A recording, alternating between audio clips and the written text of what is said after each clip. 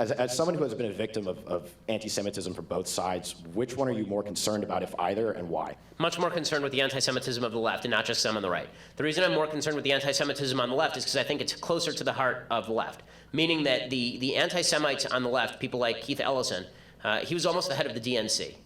The BDS movement has become a hallmark of the campus left. I mean, it's growing in strength on a lot of campuses around the country, and it's being used as a rallying point, as almost sort of an anti-Western rallying point by a lot of folks on the left. The leftist perspective on Israel is basically that Israel is bad because Israel is prosperous and rich, and it is an outpost of Western civilization in a non-Western part of the world, and therefore it's colonialist. That is really an anti-Western position. I don't think it's any coincidence that when UC students tried to pass a divestment petition, they also tried to divest at Berkeley from the United States, which would have been weird, because then they would have had to float about 100 feet off the ground in order to fully divest from the United States, although we have air rights, I believe. But in any case, I'm more worried about that because by statistics, the movement against toward an anti-Israel position, toward a pro-Hamas position is much stronger on the left than it is on the right. That said, the growth of this kind of alt-right, paleo-conservative, isolationism, anti-Israel thing has really taken a lot of people by surprise. I do think it's a minority movement inside the conservative movement.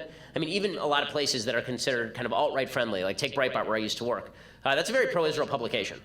Right? It's been, I think, horribly friendly to a lot of folks on the alt-right in a disgusting way, which is one of the reasons I've been ripping on them for a year, and one of the reasons why I think Milo was a terrible example for that site. But Milo himself is not anti-Israel, and neither is Breitbart. And so the kind of growth of the specific anti-Jewish movement, I think is, let's put it this way, I think it's more specific on the alt-right, and I think it's broader but deeper on the left. I think there's a select group of people on the right who are really openly anti-Semitic and hate me and send me death threats and send me memes about my kids being gassed in gas chambers and all this kind of crap.